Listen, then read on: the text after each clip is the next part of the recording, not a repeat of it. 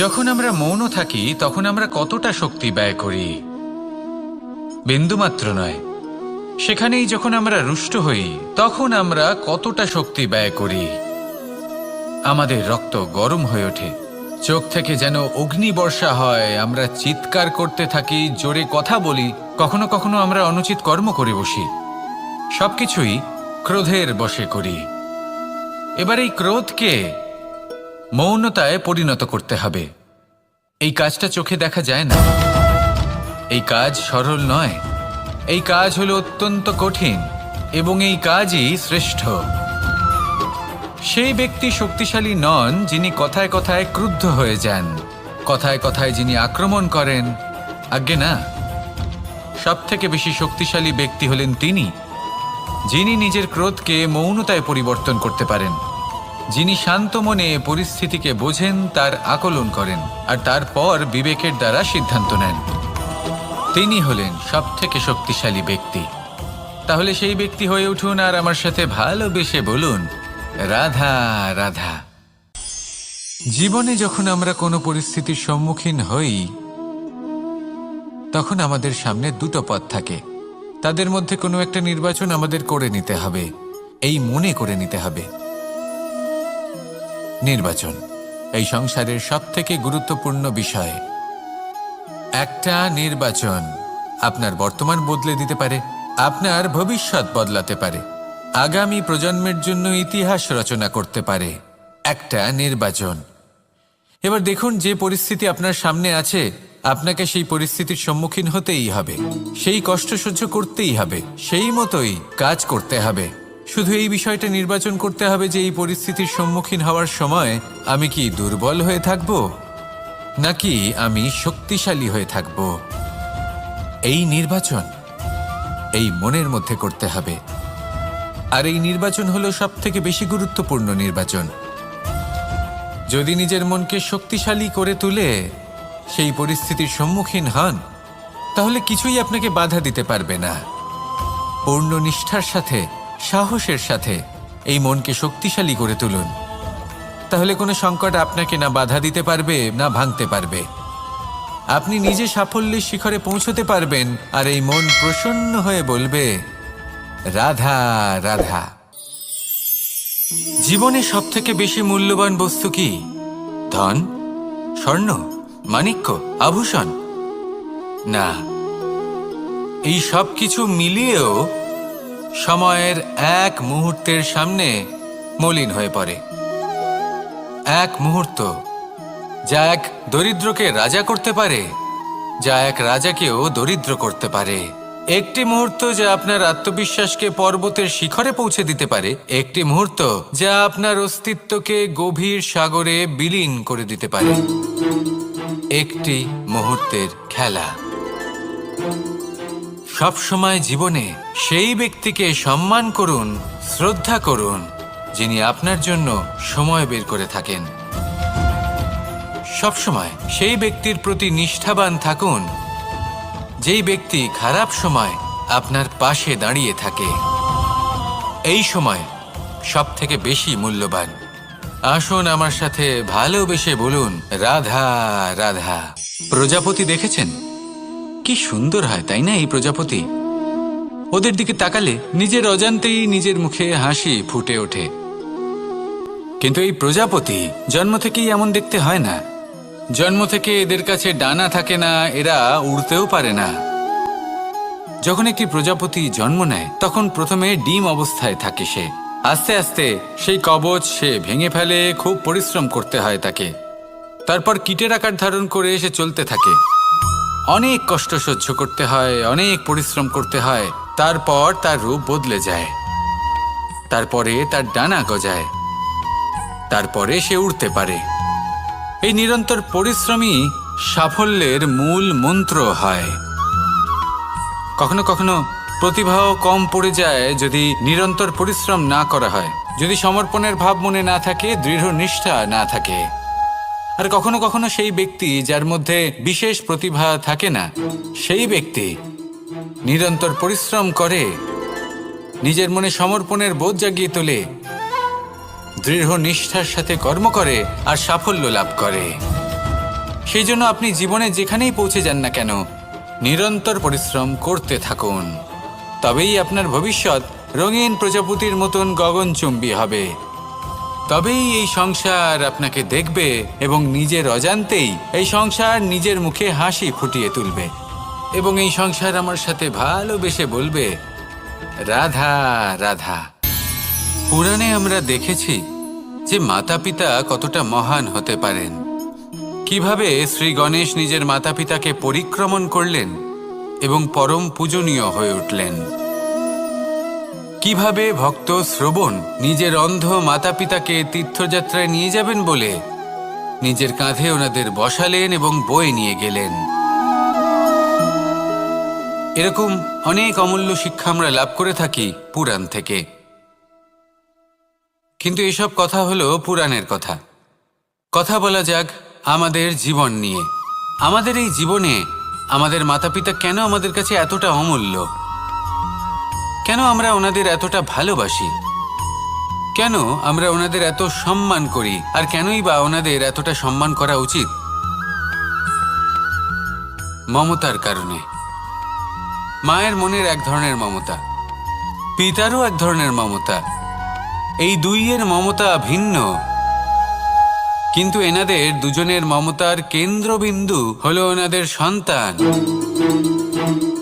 মাতা মমতার কারণে সকালে তাড়াতাড়ি উঠে পড়েন, খাবার তৈরি করেন, এটা ভাবেন যে আমার সন্তান যেন অভুক্ত না থাকে। অন্যদিকে পিতা ইচ্ছে না থাকা সত্ত্বেও নিজের মমতাবোধের কারণে নিজের সন্তানের প্রতি কঠোর হন, তাকে জ্ঞান প্রদান করেন, শিক্ষা প্রদান করেন, কারণ উনি চান যে ওনার সন্তান যেন পরবর্তীতে উন্নতি করে, কখনো অভুক্ত না থাকে। এটাই হলো মমতা মাতা পিতার। আর এই মমতা সংসারের অন্য কোথাও আপনি পাবেন না। তাই সবসময় নিজের মাতা পিতাকে সম্মান করুন, ওনাদের ভালোবাসুন, যতটা ইচ্ছে ভালোবাসুন। আর এই ভালোবাসার সাথেই বলুন, রাধা রাধা। সম্পর্ক হলো আমাদের জীবনের একটি আধার। কিছু সম্পর্ক এমন যা আমরা জন্মসূত্রে লাভ করি, যেমন পরিবার, মা বাবা। কিছু সম্পর্ক আছে যা আমরা জীবনে অর্জন করে থাকি, তা সে প্রেমের হোক, স্নেহের হোক বা বন্ধুত্বের। এই সকল সম্পর্ক লাভ করার বা গড়ে তোলার 5টি ধাপ রয়েছে। প্রথম ধাপ, কোনো ব্যক্তির সাথে আলাপ হওয়া, তার সাথে কথা বলা বা তাকে দেখা। দ্বিতীয় ধাপ, সে ব্যক্তিকে আমাদের ভালো লাগা। তৃতীয় ধাপ, আমাদের এটা চাইতে শুরু করা যে জীবনে এই ব্যক্তি যেন আমাদের বন্ধু হন, আমাদের জীবনে থাকেন, বা আমাদের কাউকে ভালোবেসে ফেলা আর এটা আমাদের ভাবা বা চাওয়া যে সেই ব্যক্তি যেন আজীবন আমার সাথে থাকেন, আমার জীবনে আমার সাথী হয়ে। চতুর্থ ধাপ, লাভ করা। এবার এই ধাপটি অনেক মানুষের পক্ষেই খুবই সরল হয়, বড়ই সরলভাবে নিজেদের সঙ্গীকে লাভ করে থাকেন। কিছু মানুষের জন্য এই ধাপ অত্যন্ত কঠিন হয়ে থাকে। অনেক প্রতিকূল পরিস্থিতির ওপর জয়লাভ করে তারা সঙ্গীকে লাভ করেন, কিন্তু লাভ অবশ্যই করেন। এরপরে আসে পঞ্চম, অন্তিম এবং সবথেকে গুরুত্বপূর্ণ ধাপ। সেটা হলো সেই সম্পর্ক পালন করা। এটা হলো এমন এক বিষয় যা প্রত্যেক মানুষের শেখা উচিত। যদি ব্যক্তি নিজের জীবনে সম্পর্ক রক্ষা করতে শিখে যান, তবে প্রত্যেক সম্পর্ক তার জীবনকে স্বর্গ করে তুলবে। আসুন আর আমার সাথে ভালোবেসে বলুন, রাধা রাধা। জ্যোতিষ একটা বিদ্যা, এ হলো একটা বিজ্ঞান। যে নক্ষত্র দশায় আপনি জন্মগ্রহণ করেছেন, যে স্থানে আপনার জন্ম হয়েছে, এগুলো আপনার জীবনের দিশা স্থির করার ক্ষেত্রে গুরুত্বপূর্ণ ভূমিকা পালন করে। কিন্তু যে রাশিতে আপনি জন্ম নিয়েছেন আর আপনার যা নাম স্থির হয়েছে, সেটা আপনার ভবিষ্যৎ নির্ধারণ করবে তা আবশ্যক নয়। রা দিয়ে রাম এবং রা দিয়ে রাবণ, এই দুজনের রাশি সমান ছিল, কিন্তু একজন নিজের শক্তির দুর্ব্যবহার করলেন। স্বর্ণ লঙ্কার অধিপতি রাবণ, চতুর্দিকে বিজয়ী হওয়া সেই ব্যক্তি নিজের পতনের সম্মুখীন হলেন। শ্রীরাম রাবণকে বধ করলেন। শ্রীরাম, যিনি নিজের কর্ম দ্বারা, নিজের পরিশ্রম দ্বারা ঈশ্বর উপাধি লাভ করেছিলেন, 14 বছরের বনবাস ভোগ করলেন, আর যখন বিপদে পড়লেন তখনও নিজের রাজ্যের সাহায্য নিলেন না। বনের মধ্যে নিজে বানর এবং ভাল্লুকদের নিয়ে একটি সেনাবাহিনী গড়ে তুললেন এবং রাবণকে তার কুকর্মের শাস্তি দিলেন। তাই সর্বদা এটা মনে রাখবেন, আপনার খ্যাতি, আপনার ভবিষ্যৎ আপনার কর্ম নির্ধারণ করে, আপনার রাশি নয়। তাই সবসময় শ্রেষ্ঠ কর্ম করুন আর আমার সাথে ভালোবেসে বলুন, রাধা রাধা। আমাদের সকলের কাছে বৃক্ষ অত্যন্ত প্রিয়। আমরা সর্বদাই চাই এই বৃক্ষ যেন সবুজ থাকে, ফুলে ফলে ভরে থাকে, আমাদের ছায়া প্রদান করে, তা যেন সুস্থ থাকে, আমাদের ফল প্রদান করে। আর সেই জন্য আমরা প্রতিদিন সেই বৃক্ষকে জল প্রদান করি। কিন্তু কখনো ভেবে দেখেছেন যে জল তো আমরা বৃক্ষের গোড়ায় দিই, তারপরেও এই জল সেই বৃক্ষের প্রত্যেকটি পাতায় ঠিক পৌঁছে যায়? এটা কিভাবে সম্ভব? কিছুটা এরকমই হলো আমাদের কর্ম।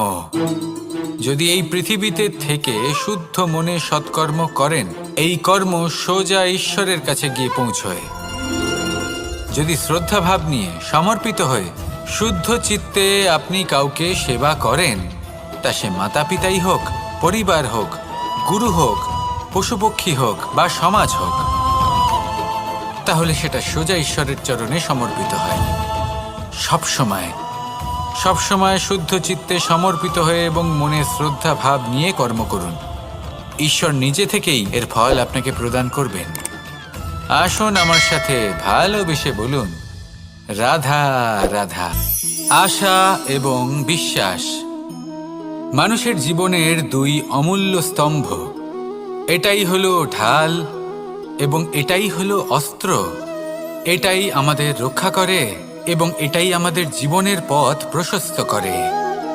কিন্তু ছোট একটা সমস্যা আছে। এবার যদি আপনি বটবৃক্ষের থেকে এই আশা রাখেন যে এ আমাকে ফল দেবে, তাহলে সেই আশা ভঙ্গ হওয়াই স্বাভাবিক। আর যদি আপনি বিশ্বাস করেন যে খেজুর গাছ আপনাকে ছায়া প্রদান করবে, তাহলে সেই বিশ্বাসও অবশ্যই ভঙ্গ হবে। তাহলে কি করা উচিত? চোখ বন্ধ করে যে কাউকে বিশ্বাস করার আগে বা যে কারোর থেকে আশা রাখার আগে নির্বাচন করুন যে কার ওপর বিশ্বাস রাখতে চান, কার ওপর আশা রাখতে চান। তবে আমি তো বলবো যে বিশ্বাস করতে হলে নিজের ওপর করুন, যে এই সংসারে এমন কোনো কাজ নেই যা আপনি করতে পারেন না। আর শুধু কর্ম করতে থাকুন আর ভরসা রাখুন ঈশ্বরের ওপর, যে উনি আপনার কর্ম দেখবেন আর আপনাকে আপনার কর্মফল অবশ্যই দেবেন, আপনাকে সাফল্য দেবেন।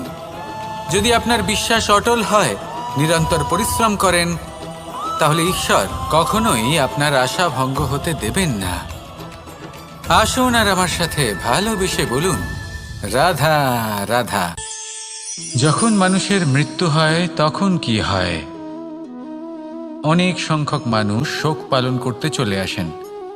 যে ব্যক্তি মৃত্যু লাভ করেছেন তার অনেক বস্তু থাকে যেগুলো তার প্রিয়, যেগুলো তিনি ব্যবহার করেছেন। তার শয্যা, তার বস্ত্র, তার আভূষণ সবকিছু তার থেকে বিচ্ছিন্ন করা হয় এবং খালি হাতে তাকে শ্মশানের উদ্দেশ্যে রওনা করা হয়। আমি আপনাকে এই প্রশ্ন করতে চাই, আপনি এই সংসারে কি অর্জন করেছেন? ধন সম্পত্তি, বস্ত্র, আভূষণ, এই সব কিছু যে আপনি অর্জন করেছেন, আপনার মৃত্যুর পরে তা আপনার থেকে দূর হয়ে যাবে। এর উত্তর হলো একটাই, আপনার কর্ম। শুধু সেটাই আছে যা একান্ত আপনার, আর শুধু সেটাই এই সংসার থেকে চলে যাওয়ার পরেও সংসারেই জীবিত থাকবে। যদি আপনি দুষ্কর্ম করেন, তাহলে এই সংসার আপনাকে একটি অনুচিত উদাহরণ হিসেবে মনে রাখবে যে এই ব্যক্তি খুব পাপী ছিল, অনুচিত কর্ম করতেন। যে পথে তিনি চলেছেন সেই পথে কারোর চলা উচিত নয়। সেখানেই যদি আপনি সৎকর্ম করেন, তাহলে সংসার চিরকাল এটাই বলবে যে খুব ভালো মানুষ ছিলেন, সবাইকে ভালোবাসতেন, সবাইকে সাহায্য করতেন, আমার খুব প্রিয় মানুষ ছিলেন। এটাই হলো শ্রেষ্ঠ কর্ম। সেই জন্য জীবনে শুধুমাত্র ধন, সম্পত্তি, আভূষণ এই সব অর্জন করতে গিয়ে নিজের মনোনিবেশ করবেন না। শ্রেষ্ঠ কর্ম করুন। সংসার থেকে চলে যাওয়ার পরেও এই কর্মই এই সংসারে আপনাকে জীবিত রাখবে। আসুন আমার সাথে ভালোবেসে বলুন, রাধা রাধা। কখনো কখনো অন্ধকারের সাথে লড়াই করার জন্য আমরা প্রদীপ জ্বালাই। এতে প্রথমে সলতে রাখি, তারপর তেল ঢালি, তারপর আগুন জ্বেলে এটা প্রজ্বলিত করি। তারপর একটা সময় আসে যখন এই প্রদীপ নিভে যায়। কারণটা কি? কারণ কি এটা যে প্রদীপের প্রকাশমান হওয়ার ক্ষমতা সমাপ্ত হয়েছে? না, এই যে আগুন আমরা দেখতে পাচ্ছি, এই আগুনের জন্য যে শক্তির প্রয়োজন হয় তা আসে এই তেল থেকে। যদি এই তেল সমাপ্ত হয়ে যায় তাহলে এই প্রকাশ তাও সমাপ্ত হয়ে যায়। আর আমাদের জীবনে এই তেল হলো আমাদের কর্ম, আর এই আগুন আর এর দ্বারা উৎপন্ন হওয়া প্রকাশ আমাদের ভাগ্য। যত আমাদের কর্ম ক্ষীণ হতে থাকবে, আমাদের ভাগ্য, সৌভাগ্য কোথাও না কোথাও লুপ্ত হয়ে যাবে। যে উজ্জ্বল ভবিষ্যৎ আমরা চাইছি তা কখনো লাভ করতে পারবো না যদি কর্ম না করি। ঠিক যেমন তেল ছাড়া অগ্নি উৎপন্ন হয় না, তেমনি কর্ম ছাড়া সৌভাগ্য হয় না। আর যেমন কর্ম তেমন ভাগ্য। তাই সবসময় কর্ম করতে থাকুন, কর্ম করা থামাবেন না। আর আমার সাথে ভালোবেসে বলুন, রাধা রাধা। এই শুকনো পাতাটিকে দেখুন, নিষ্প্রাণ হয়ে পড়েছে। কোনো একটা সময় এই পাতাটি একটা গাছের ডালে ছিল। সেই গাছ ওর লালন পালন করত।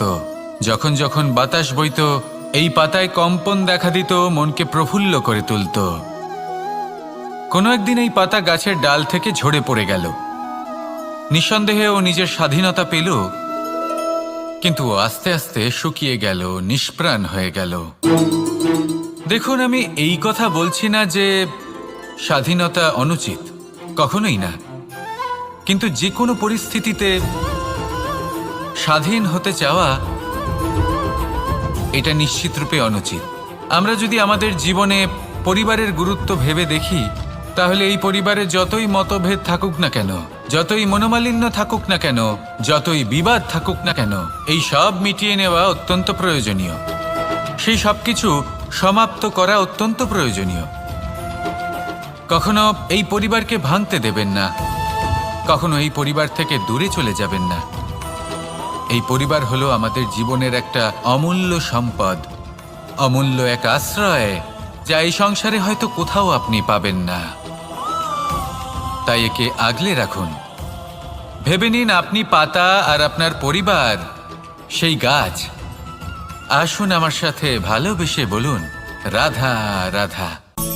অনেক সময় আমরা জীবনে অনেক মানুষকে এমন বলতে শুনে থাকি যে আমি অসফল হয়েছি কারণ আমার সময় ভালো যাচ্ছিল না। আমি এই জিনিসটা লাভ করতে চাইছিলাম কিন্তু করতে পারলাম না কারণ আমার সময়টা ভালো যাচ্ছিল না। আমি আমার জীবনে ওই মহান কাজটা করতে চাইছিলাম কিন্তু করতে পারলাম না। কেন? কারণ আমার সময়টা ভালো যাচ্ছিল না। কিন্তু যে মুহূর্তে ভালো সময় আমার জীবনে আসবে, আমি সব কিছু প্রাপ্ত করব। এমন প্রায় প্রত্যেকেই বলেন। আসুন একটা কথা বোঝা যাক। একজন মালিকে দেখুন, সে প্রত্যেক দিন গাছের সেবা করে, তাকে জল দেয়, তার যত্ন আত্তি করে। কেন? প্রত্যেক দিন সেই গাছ ফল দেয় না। সঠিক সময় এলে তবেই সেই গাছ ফল দেয়, কিন্তু প্রত্যেক দিন মালি তার সেবা করে, তাকে যত্ন করে। শুধুমাত্র তখন করে না যখন সেই গাছ ফল দিতে সক্ষম। আর যদি মালি গাছের যত্ন প্রতিদিন না করে, তাহলে হয়তো সেই গাছ ফল দিতেই পারবে না। এটাই হলো আমাদের জন্য একটা শিক্ষা। যখন সময় আমাদের জন্য অপেক্ষা করে না, তখন আপনি সময়ের জন্য কেন অপেক্ষা করছেন? ভালো সময়ের জন্য অপেক্ষা করবেন না। ভালো এবং শুভ কর্ম দ্বারা ভালো সময়কে নিজের কাছে টেনে আনুন। নিরন্তর কর্ম করুন, পরিশ্রম করতে থাকুন। শুভ সময় আপনা থেকেই আপনার কাছে আসবে। আসুন আমার সাথে ভালোবেসে বলুন, রাধা রাধা।